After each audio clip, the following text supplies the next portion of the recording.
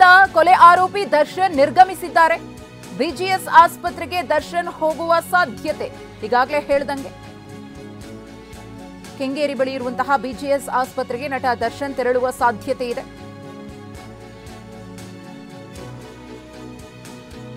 ಅಲ್ಲಿ ಡಿಸ್ಚಾರ್ಜ್ಗೆ ಸಂಬಂಧಪಟ್ಟಂತೆ ಒಂದಷ್ಟು ಪ್ರೊಸೀಜರ್ಗಳು ಕಂಪ್ಲೀಟ್ ಆಗಿದೆ. ಅದರಲ್ಲೂ ಕೂಡ ದರ್ಶನ್ ಭಾಗಿಯಾಗಬೇಕಿದೆ. ಆ ನಿಟ್ಟಿನಲ್ಲಿ ಅವರು ಆಸ್ಪತ್ರೆಗೆ ತೆರಳುವಂತಹ ಸಾಧ್ಯತೆ ಇಲ್ಲಿ ಕಂಡು ಬರ್ತಾ ಇದೆ. ಕೋರ್ಟ್ನಲ್ಲೂ ಕೂಡ ಕುಂಟುತ್ತಲೇ ಇದ್ರು ನಟ ದರ್ಶನ್. ಅವರ ಆರೋಗ್ಯ ಸಂಪೂರ್ಣವಾಗಿ ಚೇತರಿಸಿಕೊಳ್ಳುವಂತಹ ಲಕ್ಷಣಗಳು ಇಂದಿಗೂ ಕೂಡ ಕಂಡು ಬಂದಿಲ್ಲ. ಜೈಲಲ್ಲಿ ಬಳ್ಳಾರಿ ಸೆಂಟ್ರಲ್ ಜೈಲಿನಲ್ಲಿ ಹೇಗೆ ಕುಂಠಿತ ನಡೀತಾ ಇದ್ರು ಅದೇ ಕಂಡೀಷನ್ನಲ್ಲಿ ಈಗಲೂ ಕೂಡ ದರ್ಶನ್ ಇದ್ದಾರೆ. ಇನ್ನೂ ಒಂದಷ್ಟು ತಿಂಗಳುಗಳು ಬೇಕು ನಟ ದರ್ಶನ್ ಚೇತರಿಸಿಕೊಳ್ಳೋದಕ್ಕೆ. ಅಲ್ಲಿ ನಿಲ್ಲೋದಕ್ಕೂ ಆಗದೆ ಬೆಂಚ್ ಮೇಲೆ ಕೂತ್ಕೊಂಡ್ರು ಅನ್ನೋ ಮಾಹಿತಿ ಇದೆ.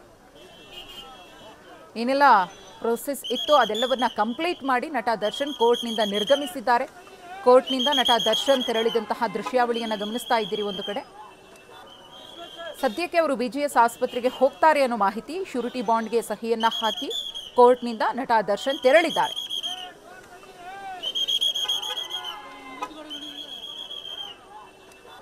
ರೇಣುಕಾಸ್ವಾಮಿ ಕೊಲೆ ಪ್ರಕರಣದಲ್ಲಿ ನಟ ದರ್ಶನ್ ಎರಡನೇ ಆರೋಪಿಯಾಗಿದ್ರು. ಜೂನ್ನಿಂದಲೂ ಕೂಡ ನಟ ದರ್ಶನ್ ಈ ಪ್ರಕರಣದಲ್ಲಿ ಹೇಗೆಲ್ಲ ನರಕ ಅನುಭವಿಸಿದ್ರು ಅನ್ನೋದನ್ನ ನೋಡಿದ್ವಿ. ಜೂನ್ 8ನೇ ತಾರೀಕು ಕೊಲೆಯಾಗುತ್ತೆ. 11ನೇ ತಾರೀಕು ದರ್ಶನ್ರನ್ನ ಅರೆಸ್ಟ್ ಮಾಡ್ತಾರೆ ಮೈಸೂರಿನಲ್ಲಿ. ಅದಾದ್ಮೇಲೆ ಬೆಂಗಳೂರಿಗೆ ಕರೆತರ್ತಾರೆ. ನ್ಯಾಯಾಂಗ ಬಂಧನ ಆಗುತ್ತೆ. ಪರಪ್ಪನ ಅಗ್ರಹಾರ ಜೈಲಿನಲ್ಲಿ ಒಂದಷ್ಟು ವಿಚಾರಗಳಲ್ಲಿ ವಿವಾದಗಳು ಸೃಷ್ಟಿಯಾಗಿ ರಾಜಾತಿಥ್ಯ ಸಿಕ್ಕಿದೆ ಅಂತ ಹೇಳಿ ಅವರನ್ನ ಬಳ್ಳಾರಿ ಸೆಂಟ್ರಲ್ ಜೈಲ್ಗೆ ಶಿಫ್ಟ್ ಮಾಡ್ತಾರೆ. ಅಲ್ಲಿ ಅವರಿಗೆ ರಿಯಲ್ ನರಕ ಶುರುವಾಗುತ್ತೆ. ಜೈಲಿನ 4 ಗೋಡೆಗಳ ನಡುವೆ ಹೇಗಿದ್ರು ದರ್ಶನ್ ಅಂದ್ರೆ ನಲುಗಿ ಹೋಗಿದ್ರು ಸಂಪೂರ್ಣವಾಗಿ. ಅವರನ್ನು ನೋಡೋದಕ್ಕೂ ಕೂಡ ಸಾಧ್ಯ ಆಗ್ತಿರ್ಲಿಲ್ಲ. 1-2 ಹೆಜ್ಜೆ ಇಡೋದಕ್ಕೂ ಕೂಡ ಪರದಾಡ್ತಾ ಇದ್ರು. ಕುಂಟುತ್ತಾ ಬರ್ತಾ ಇದ್ರು. ಒಂದು 50 kg ಬ್ಯಾಗ್ ಅಥವಾ 2 ಬ್ಯಾಗು ಅವ್ರಿಗೆ ಕೈಯಲ್ಲಿ ಹಿಡ್ಕೊಂಡು ನಡೆಯೋದಕ್ಕೂ ಕೂಡ ಸಾಧ್ಯ ಆಗ್ತಿರ್ಲಿಲ್ಲ. ಅಷ್ಟೆಲ್ಲ ಸ್ಟಂಟ್ ಮಾಡಿ, ಅಷ್ಟೆಲ್ಲ ವರ್ಕೌಟ್ ಮಾಡಿ, ಪೌಷ್ಟಿಕ ಆಹಾರವನ್ನ ಸೇವಿಸಿ ದಷ್ಟಪುಷ್ಟವಾಗಿದ್ದಂತಹ ವ್ಯಕ್ತಿ ಏಕಾಏಕಿ 8 ಹೆಜ್ಜೆಯನ್ನ ಇಡೋದಕ್ಕೆ ಸಾಧ್ಯ ಆಗಲ್ಲ ಅಂದ್ರೆ ಯಾವ ಹಂತಕ್ಕೆ ತಲುಪಿದ್ರು ಅನ್ನೋದು ಗೊತ್ತಾಯ್ತು. ಅದಾದ್ಮೇಲೆ ಅವರಿಗೆ ಮಧ್ಯಂತರ ಬೇಲ್ ಸಿಗುತ್ತೆ. ಷರತ್ತುಗಳನ್ನ ಪೂರೈಸಕ್ಕೆ ಇವತ್ತು ದರ್ಶನ್ ಅವರು ಮೊನ್ನೆ ನ್ಯಾಯಾಲಯಕ್ಕೆ ಸೆಷನ್ಸ್ ಕೋರ್ಟ್ಗೆ ಹಾಜರಾಗಿದ್ದರು. ಏನೆಲ್ಲ ಷರತ್ತು ಅವರು ಮೊನ್ನೆ ಉಚ್ಚ ನ್ಯಾಯಾಲಯ ಅವ್ರಿಗೆ ಬೇಲ್ ಕೊಡುವಂಥ ಸಂದರ್ಭದಲ್ಲಿ 2 ಶ್ಯೂರಿಟಿಗಳನ್ನ ಕೊಡಿ ಅಂತ ಹೇಳ್ಬಿಟ್ಟು ಆದೇಶ ಮಾಡಿತ್ತು.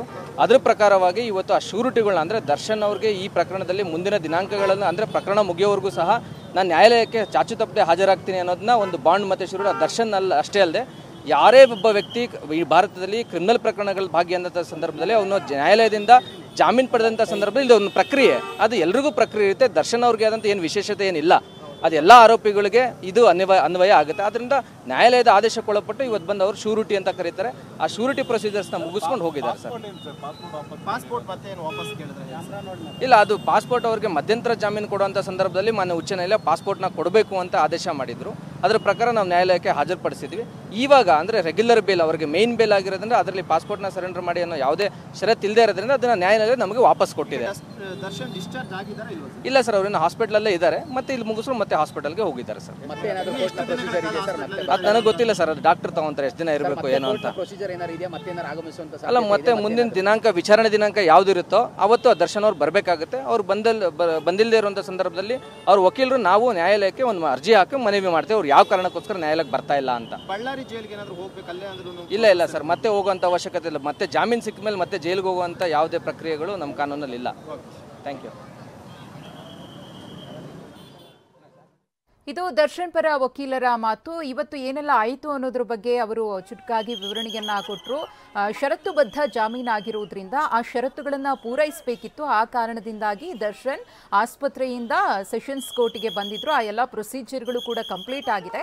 ಹಾಗಾಗಿ ದರ್ಶನ್ ಕೋರ್ಟ್ನಿಂದ ಇದೀಗ ಆಸ್ಪತ್ರೆಯತ್ತ ತೆರಳಿದ್ದಾರೆ. ಇನ್ನು ಆಸ್ಪತ್ರೆಯಲ್ಲಿ ಡಿಸ್ಚಾರ್ಜ್ ಆಗ್ತಾರೋ ಇಲ್ವೋ ಅದು ಗೊತ್ತಿಲ್ಲ. ಅದು ವೈದ್ಯರು ನಿರ್ಧಾರ ಮಾಡ್ತಾರೆ. ಸದ್ಯಕ್ಕಂತೂ ಅವರು ಆಸ್ಪತ್ರೆಯಲ್ಲೇ ಇದ್ದು ಚಿಕಿತ್ಸೆಯನ್ನು ಪಡಿತಿದ್ದಾರೆ ಅನ್ನೋ ಮಾಹಿತಿಯನ್ನ ದರ್ಶನ್ ಪರ ವಕೀಲರು ಕೊಟ್ಟಿದ್ದಾರೆ. ಇನ್ನು ಏನ್ ಶ್ಯೂರಿಟಿ ಇತ್ತೋ ಅದೆಲ್ಲವೂ ಕೂಡ ಕಂಪ್ಲೀಟ್ ಆಗಿದೆ.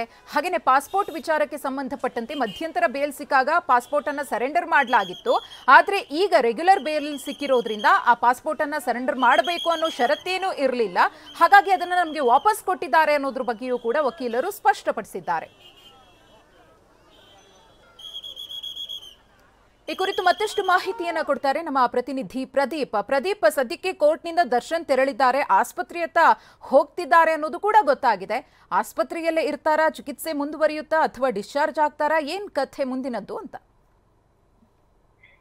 ಮಧುಶ್ರೀ, ರೇಣುಕಾಸ್ವಾಮಿ ಹತ್ಯೆ ಪ್ರಕರಣದಲ್ಲಿ ನಟ ದರ್ಶನ್ ಈಗ ಅವರು ಏನು ರೆಗ್ಯುಲರ್ ಜಾಮೀನು ಸಿಕ್ಕಿತ್ತು ಅದಕ್ಕೆ ಸಂಬಂಧಪಟ್ಟಂತಹ ಷರತ್ತುಗಳನ್ನ ಮತ್ತು ಶೂರಿಟಿಯನ್ನ ಸಲ್ಲಿಸಬೇಕಾಗಿರುತ್ತೆ. ಇದೆಲ್ಲವನ್ನು ಸಹ ಈಗ ಸೆಷನ್ ಕೋರ್ಟ್ TCH 57 ನ್ಯಾಯಾಧೀಶರ ಮುಂದೆ ಅವನ್ನೆಲ್ಲ ಪ್ರಕ್ರಿಯೆಗಳನ್ನ ಮುಗಿಸಿ ಈಗ ಜಾಮೀನು ಬಾಂಡ್ಗೂ ಸಹ ಸಹಿಯನ್ನ ಹಾಕಿ ಈಗಷ್ಟೇ ಅವರು ಸೆಷನ್ ಕೋರ್ಟ್ ಇಂದ ಹೊರಗಡೆ ಬಂದಿರುವಂತದ್ದು. ಸದ್ಯಕ್ಕೆ ಅವರು ಮತ್ತೆ ಅವರು ಬೆಳಿಗ್ಗೆ ಕೆಂಗೇರಿಯಲ್ಲಿರುವಂತಹ BJS ಆಸ್ಪತ್ರೆಯಿಂದ ಬಂದಿದ್ದು. ಸೊ ಈಗ ಮತ್ತೆ BJS ಆಸ್ಪತ್ರೆಗೆ ತೆರಳ್ತಾ ಇದ್ದಾರೆ ಅನ್ನೋ ಒಂದು ಮಾಹಿತಿ ಸಿಕ್ಕಿರುವಂತದ್ದು. ಅಂದ್ರೆ ಅವ್ರಿಗೆ ಚಿಕಿತ್ಸೆಯನ್ನ ಮುಂದುವರಿಸಬೇಕಾದಂತಹ ಅವಶ್ಯಕತೆ ಇರೋ ಕಾರಣಕ್ಕಾಗಿ ದರ್ಶನ್ ರವರು ಮತ್ತೆ ಆಸ್ಪತ್ರೆಗೆ ದಾಖಲಾಗಿ ಚಿಕಿತ್ಸೆಯನ್ನ ಕಂಟಿನ್ಯೂ ಮಾಡ್ತಾರೆ ಅನ್ನೋ ಒಂದು ಮಾಹಿತಿ ಸಿಗ್ತಾ ಇರುವಂತದ್ದು. ಸದ್ಯಕ್ಕೆ ಈಗ ಅವರು BJS ಆಸ್ಪತ್ರೆಯಿಂದ ಕೆಂಗೇರಿಯಲ್ಲಿರುವಂತಹ ಕ್ಲಿನಿಕಲ್ BJS ಆಸ್ಪತ್ರೆಗೆ ತೆರಳ್ತಾ ಇರುವಂತದ್ದು.